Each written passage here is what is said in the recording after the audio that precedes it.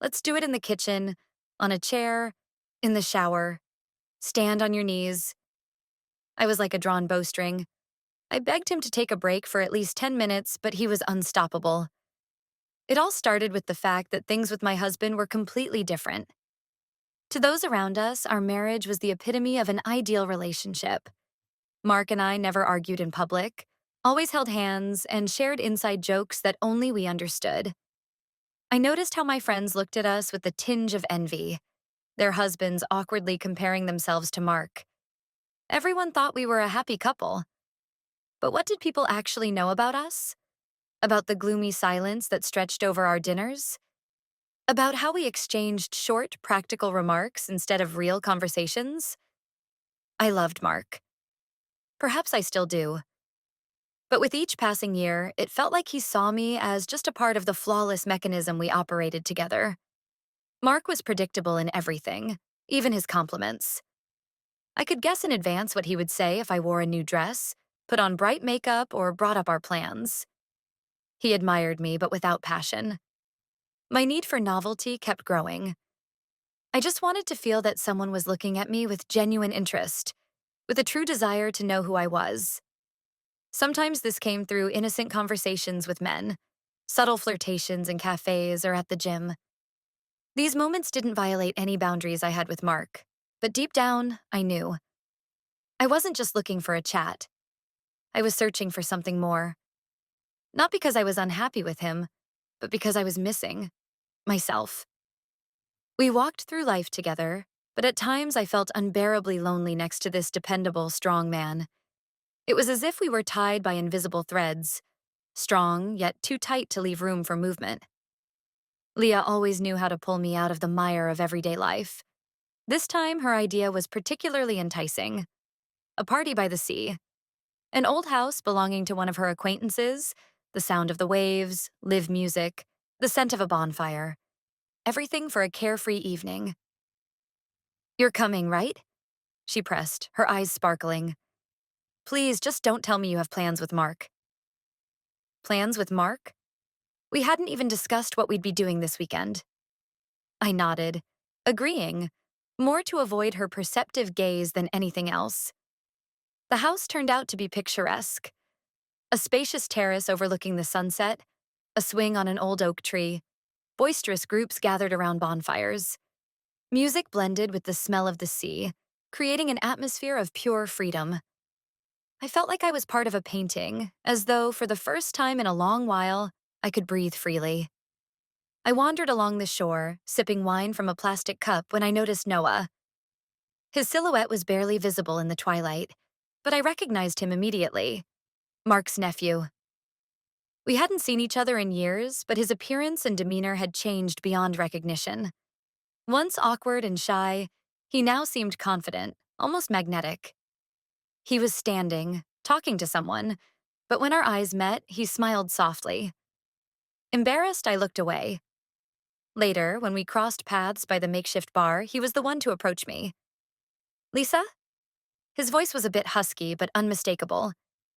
"You haven't changed at all, except you've grown even more beautiful." "Noah?" I smiled in surprise. "Wow, how many years has it been? 5? No, more?" 6, he corrected, leaning his elbow on the counter. "The last time was at your wedding." The conversation was light, almost friendly, but I noticed the way he looked at me. Not like a friend would. There was a curiosity in his gaze, and it felt nice, as if someone finally saw me. Not through the lens of shared memories, not through Mark, but just me. As the party wound down, we were laughing at some joke neither of us could now recall. It felt as though the years had passed us by, leaving our ease of connection untouched. The party was winding down. The smell of the bonfire lingered in the air, mingling with the cool sea breeze. People were gradually heading to their cars, while others planned to spend the night on the beach. I felt it was time to go home. Noah offered to drive me, and after a brief hesitation, I agreed. It seemed easier than calling a taxi or trying to track down Leah, who had disappeared into a circle of new acquaintances. We drove along the winding coastal road, the soft glow of the headlights illuminating the night landscape. Quiet music played in the car, a thoughtful touch he added without asking. The conversation flowed easily, as if we had only been apart for a couple of days, not 6 long years. "Have you always loved the sea?" he asked, his eyes fixed on the road ahead. "Yes," I replied, smiling at the memories. "It's always felt like a place where I can just be myself, where no one expects anything from you." Noah nodded, as if he understood this more deeply than he cared to admit. We fell into a comfortable silence until he glanced at me out of the corner of his eye, noticing something. "Is that a tattoo?" he asked with curiosity. I tensed slightly before realizing what he meant. The hem of my dress had shifted, revealing a hint of the design on my thigh. The tattoo, impulsively done a few years ago in a bid to feel free, was now unexpectedly exposed. "Oh yeah," I muttered, adjusting my dress slightly. "It's nothing special." But he didn't look away, as if trying to imagine the full image inked on my skin. "Interesting choice. Maybe you'll show me sometime?" His smile was playful but light, with no trace of pressure. I laughed, trying to mask the vulnerability his words stirred in me. "Maybe. Someday," I replied, steering the conversation elsewhere. But deep down, I knew that moment would stay with me. Not because of his question about the tattoo, but because of the way he said it, as though he saw something in me I wasn't used to showing. When we pulled up in front of my house, I caught myself thinking I didn't want the evening to end. The next day, as usual, I went to the park for my morning run. This ritual had become my way of clearing my head, especially during times when I felt lost. But today felt different. I couldn't stop thinking about Noah. His gaze, his question. It all seemed innocent, yet inside me a small flame had ignited. I was surprised to see him on the path. Noah was sitting on a bench with a cup of coffee and a magazine.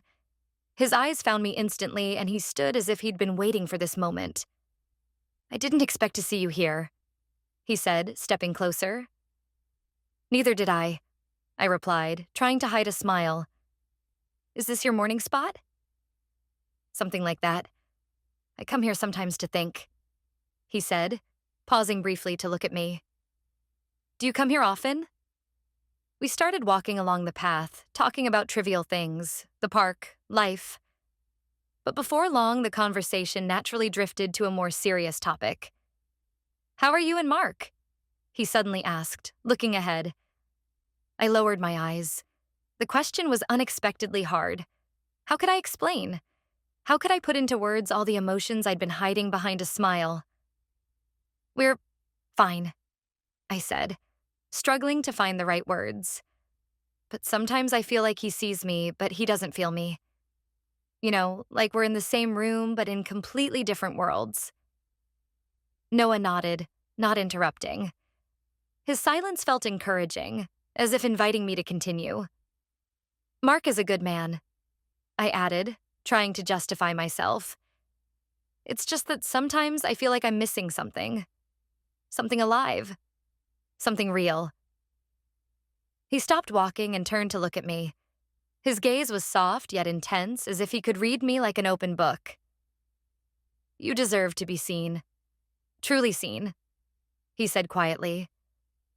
Before I could respond, he pulled me into a hug. It wasn't the kind of hug shared between friends. His hands lingered slightly, and I quickly stepped back, trying to steady myself. "Noah," I began, but he cut me off. "I'm sorry, that was too much," he said, stepping back. "If you ever need to talk or just take your mind off things, come to me. I'm here." I didn't respond, but that moment stayed with me for the rest of the day. His words, his touch, even his apology, they all reminded me of the things I'd been trying to bury deep inside. For several days, I tried to push Noah out of my mind. I busied myself with everyday tasks, spent more time with Mark, and tried to convince myself that everything was normal. But my thoughts kept circling back. His words, his gaze, they lingered like a toxin in my mind. Eventually, I gave in. One visit wouldn't change anything, I told myself. Noah's home was cozy, far from the sleek minimalism I had expected. It was filled with books, old photographs, and random trinkets, each seemingly telling a story. He greeted me at the door with a smile. "I'm glad you came," he said, stepping aside to let me in. "Hope you don't mind tea?" We chatted for a while, talking about everything and nothing. Being near him, I felt an odd sense of peace. Perhaps it was an illusion, but around Noah, I felt real. Without masks, without restraint. As the conversation slowed, he looked at me, as if debating whether to say more. "You look tired," he said finally. "Let me help you relax." "What do you mean?" I raised an eyebrow, unsure of where he was going with this. "A massage. Just a massage. I have oil and I know it can help with tension." He prepared the room, lighting candles and dimming the lights. It felt almost professional, and I let out a nervous laugh. "Do you do this often?" I tried to joke. "No, you're the first," he replied with a faint smile. I lay down on the couch, feeling my thoughts begin to blur. I closed my eyes, trying to focus on the sensations and not let my emotions slip out of control. The moment between us stretched thin when I turned to face him. His gaze met mine, and the room suddenly felt too quiet. I knew I should stop it, but I couldn't. We kissed. After that, I stopped thinking rationally. My connection with Noah became a secret I couldn't explain even to myself. The time I spent with him felt genuine, real. His gaze, his words, they made me feel alive, as though I had shed the weight of years of expectations and rules. We began meeting in secret, finding ways to be together, but those moments were always too brief. I was never satisfied. One day, Noah made a suggestion. "Let's escape for a couple of days. Go somewhere no one will find us. Just you and me." I hesitated, unsure how to respond. My thoughts raced between duty and desire, but his voice was so convincing, his eyes filled with determination. I agreed. We went to the sea. The hotel was right on the shore, small, cozy, with windows overlooking the endless waves. That first evening, we walked for hours along the deserted beach, talking about everything and nothing. The sound of the waves drowned out all the noise, leaving just the two of us. Noah looked at me as if he could see everything I hid from everyone, including myself. His words were simple yet precise. He told me how he admired my courage, my ability to hold myself together even when everything inside was crumbling. Those words were like a breath of fresh air. I hadn't realized how badly I needed them. The next day, we rented a boat and drifted far from the shore. The wind played with my hair as I sat beside him, feeling a lightness fill me from within. Time slipped away unnoticed. "You know," he said suddenly, "I never thought I'd meet someone like you." "Someone like me?" I asked, smiling. "Someone who makes me forget about everything else." I looked away, unsure how to respond. His words, so simple, warmed me and unsettled me at the same time. Those few days passed like a dream. We didn't talk about the future or make any plans. There was only the present. Returning home felt strange. It was as if the world I had come back to no longer fit me. Mark's questions about where I had been were easily deflected with my usual answers. Spending time with friends, going for a walk, taking time for myself. He didn't ask too many questions. His trust in me had always seemed unshakable, and that made everything even harder. But soon he began to notice the changes in me. Mark was an observant man, even if he didn't always show it. One evening, out of the blue, he suggested, "Lisa, we haven't gone away together in a long time. Maybe we should take a weekend trip? You can pick the destination."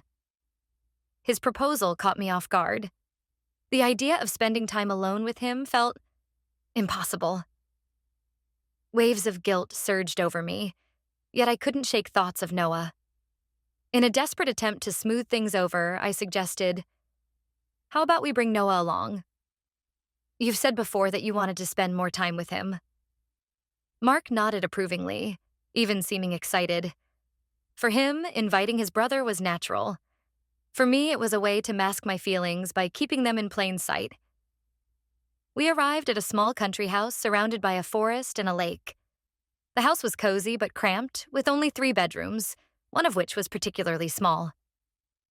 Noah offered to take it, but Mark insisted. "You can stay in the main room with us. It's just for a couple of nights." I felt myself tense. The idea of sharing such close quarters with Noah, knowing Mark was right there, was unbearable. The first day passed in a blur of lakeside walks, grilling food, and laughing over old stories. Mark worked hard to create an atmosphere of comfort, but his efforts felt strained. Noah, on the other hand, was calm, as if everything happening had no effect on him. But I saw the way he looked at me, how he avoided touches or words that might give us away. Each glance was a reminder of what we'd done. Each smile, a silent reproach. On the second evening, when Mark stepped away to take a work call, Noah and I found ourselves alone on the terrace. The silence between us was heavy. "This is a bad idea," I said finally, staring out into the darkness. "I know," he replied quietly, "but I can't change how I feel. Can you?" I didn't have time to answer. Mark's return broke the moment, forcing us to pull away from each other as if there were an invisible line we dared not cross. But that line had already disappeared long ago, and we both knew it. When we set out on this trip together, I couldn't shake the strange feeling that it was the calm before the storm. Mark seemed content. He had long wanted to spend time together, take a break from work, and simply enjoy nature. Noah, on the other hand, was reserved, almost distant, as if he understood just how precariously we were balancing on the edge of something dangerous. We arrived at a small, cozy hotel nestled among dense forest near a mountain lake. Everything seemed perfect. Peace, fresh air, charming wooden cabins with fireplaces. But the tension I felt inside didn't match the idyllic surroundings. Mark was in high spirits, taking charge of organizing everything. He chose hiking routes, planned lunches on the terrace, and even insisted that we play board games together in the evening. The first day passed uneventfully. We walked along the lake, enjoyed the views, and took photos of the landscapes. Mark shared stories from their childhood, while Noah smiled faintly, offering little commentary. His silence made me feel even more uncomfortable. In the evening, when Mark went to the room to check his email, Noah and I were left alone on the terrace. The silence between us was deafening. The stars sparkled in the dark sky, and the wind rustled softly through the trees in the distance. "Did you really think this was a good idea?" he asked, not looking at me. "I thought I could handle it," I replied, also averting my gaze. "That I could pretend nothing happened." Noah chuckled bitterly, his tone laced with frustration. "You're very good at pretending, Lisa, but not with me." I didn't know how to respond. All I could do was stand there, feeling the walls I had carefully built around myself begin to crack under the weight of what was happening between us. On the second day, Mark suggested we go on a hike. We chose a short trail through the forest to a waterfall. It was supposed to be an easy walk, but I felt like I was teetering on the edge of a cliff with every step. Noah stayed close, but not too close. Mark walked ahead, chatting about work and various projects. I barely listened. My focus was on Noah, his movements, his quiet but almost palpable presence. When we returned to the hotel, Mark proposed dinner at the on-site restaurant. I tried to act natural, but I became increasingly aware of the way Mark occasionally glanced at me with quiet intensity. He didn't say anything outright, but I knew him well enough to sense that he was picking up on something. That night, sitting on the edge of the bed in our room, I reflected on everything that had happened. What was I doing? Why had I let it go this far? But I had no answers. Every fleeting glance, every word exchanged in public felt like an inappropriate whisper in a crowded room. I tried to avoid him, to stay close to Mark, but it only heightened my anxiety. Mark didn't seem to notice, though his sharp attention occasionally made me flinch. By evening, Mark decided to take a walk to the nearby store to pick up some wine and dessert. He was in high spirits, teasing me for not wanting to join him, but in the end, he left me in the room. "Don't get too bored," he said with a smile. I'll be quick. The moment the door closed behind him, I heard a soft knock at the adjacent room's door. Noah, are you alone? He asked quietly, peeking through the slightly open door. Yes, Mark stepped out, I replied, feeling my heart begin to race. Did something happen? Number, I just wanted to talk. He stepped inside, closing the door behind him. His movements were quiet, but I felt the weight of his presence. We stood in silence for a few moments before he finally spoke. I can't keep ignoring this, Lisa. Every time I see you, I think I should leave, disappear. But I can't. He reached for my hand, gentle but insistent. His eyes met mine, and I couldn't look away. This is just a moment, he said softly, as if trying to reassure us both. But before I could respond, the door to the room swung open. Mark stood in the doorway, his eyes darting between us. A shadow of shock and disbelief crossed his face. The air grew heavy with an unbearable silence before he finally broke it. What's going on here? I froze, my voice caught in my throat. Noah let go of my hand, stepping back slightly, but the movement felt insignificant against the weight of the moment. You're not going anywhere, Mark said, his voice low, controlled. Explain, both of you. Neither of us spoke. I could see the pain in Mark's eyes as he looked at me, his expression a mixture of hurt and betrayal. This moment, the collision of our worlds, was what I had feared most. The silence was broken only by the faint sound of wind outside the window. Mark stood by the door, his face flushed with anger, but his eyes betrayed the pain simmering beneath.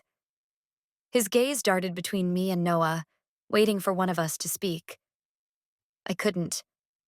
The words were stuck in my throat, a tangled knot of shame and fear.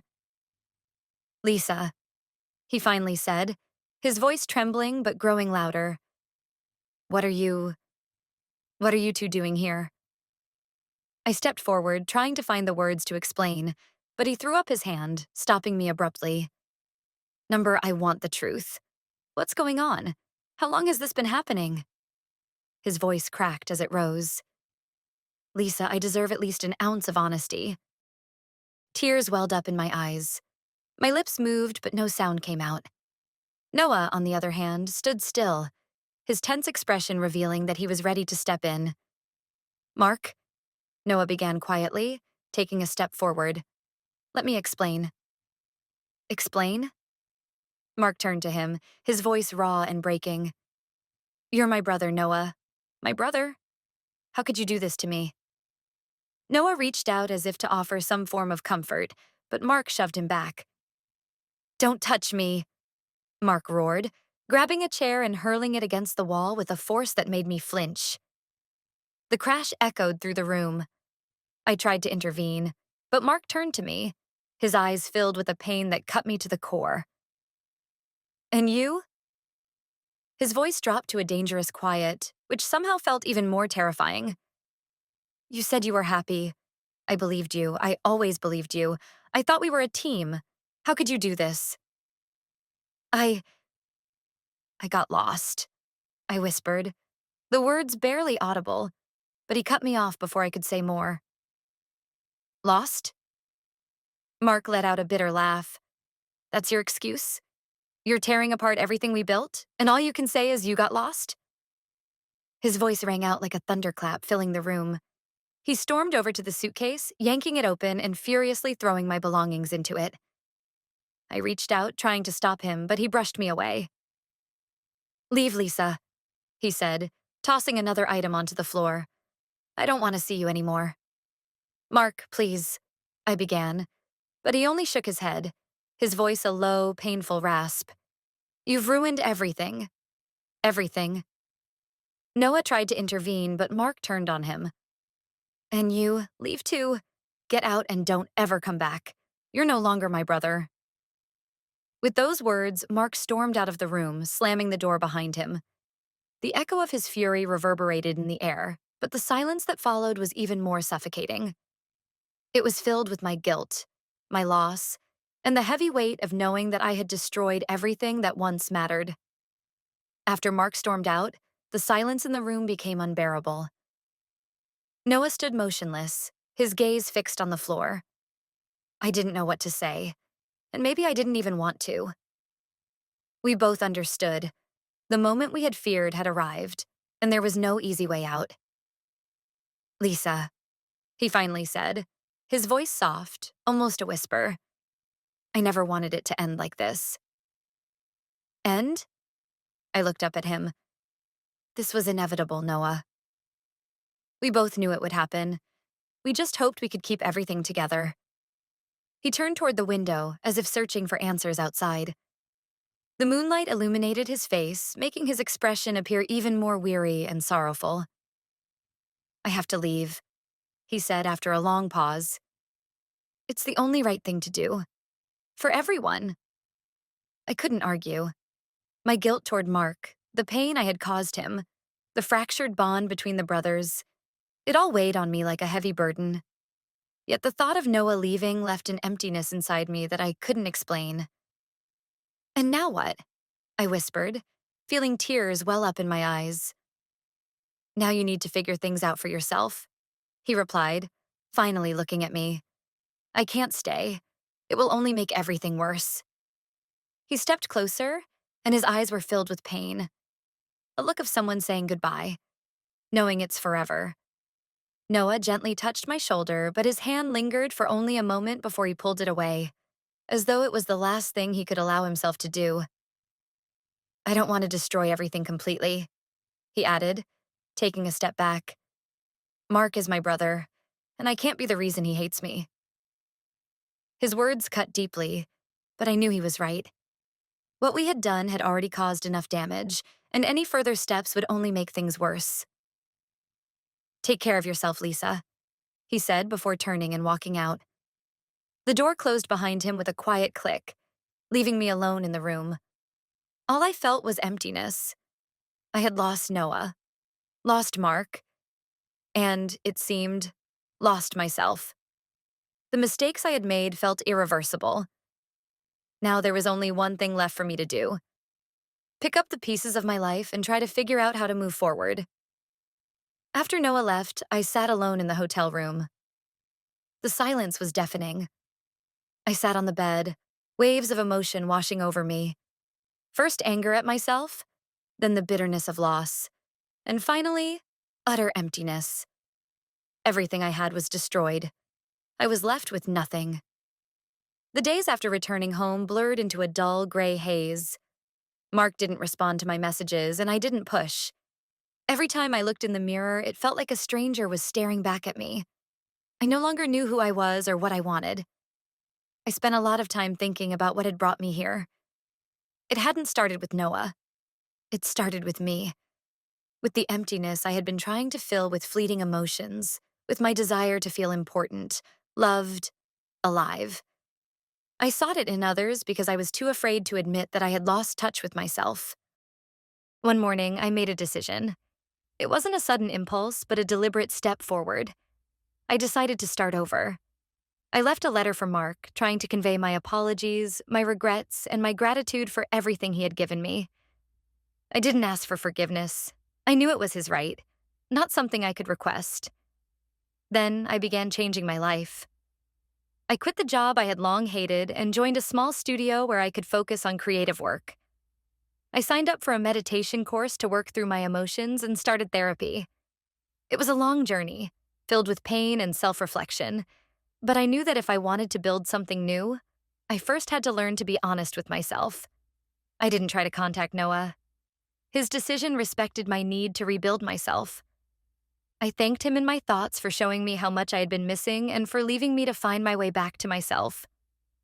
Months passed, and I began to realize that my happiness should never have depended on someone else. I no longer sought validation in others' eyes. I found it in my actions, in how I was changing, in learning to be strong and truthful. For the first time in a long while, I felt like I was becoming myself again. Several months had passed, but I still hadn't fully adjusted to being alone. Life moved forward, but the bitterness of memories lingered, and on the quietest evenings, it would resurface. I genuinely tried to move on, working on myself and rebuilding my life step by step. But deep down, I felt that the story wasn't over yet. One evening, after a long day, I returned home to find an envelope waiting for me by the door. It was addressed to me with no return address. I froze. It didn't feel like the kind of moment that heralded good news. Inside was a single note. Lisa, I know you're searching for peace, but you need to know the whole truth. We need to talk. I'll be waiting at the old house by the shore. Mark, I read the note several times, my heart pounding. Mark? Why was he reaching out after so much time? What did he want? I knew I should leave the past behind, but I couldn't. This note opened the door to answers I had been missing. I decided to go. The old house by the shore was deserted, surrounded by the sound of waves and creaking winds. I stepped inside expecting to see Mark, but instead, I saw Noah. He sat in the corner, hunched over, as if the weight of the world rested on his shoulders. His face was gaunt, his eyes heavy with sleeplessness. Noah? I stopped in the doorway. What are you doing here? Where's Mark? He's not coming, he replied, not looking up. I wrote the note. Anger and unease surged through me. What was he doing? Why was he dragging me back into this? Are you playing games? I asked coldly. Why would you do this? We both agreed to leave everything behind. Because I can't leave it behind, Lisa, he said, his voice breaking. I've tried, but the truth keeps haunting me. I wanted to talk to you, but I didn't know how. What truth? I crossed my arms, trying to maintain my composure. He finally looked up, and there was something new in his eyes. Fear and determination. Mark knew. All along he knew. About us. About what we did. He didn't want to destroy our lives, but he knew. His words struck me like lightning. I stumbled, barely able to stay on my feet. What? I whispered. That's impossible. He didn't say anything. He was shocked when it all came out. He was acting, Noah said, playing the role of a shocked husband. But long before he caught us together, he sensed something was happening. You know him. He's too perceptive not to notice. Why didn't he say anything? I asked, panic and confusion rising in me. Why did he pretend? Because he wanted to see how far you'd go. How far I'd go. He wanted to know if we would betray him completely. I stepped back, feeling the ground shift beneath me. Noah's words sounded unbelievable, but deep down, I knew they could be true. Mark had always been patient, but his silence often hid more than he let on. It doesn't matter. I exhaled, trying to gather my thoughts. It's over. You left. I'm alone. None of this changes anything. But Noah took a step toward me, his face filled with desperation. Lisa, Mark called me. Recently. He said he was leaving, that he didn't want to be part of this life anymore. He's gone. He's not at the office, not at home. No one knows where he is. And so? I met his eyes. You think this has something to do with me? With us? Maybe he just left to start over. Maybe, Noah said, his voice even quieter. But if that's the case, he did it because we broke him. I think he wanted us to know that. Those words landed like a blow. Noah fell silent, leaving me alone with the crushing realization. Maybe Mark had truly left to start fresh, cutting us out of his life entirely. Or maybe he had disappeared in search of himself, just as I had been trying to find myself these past months.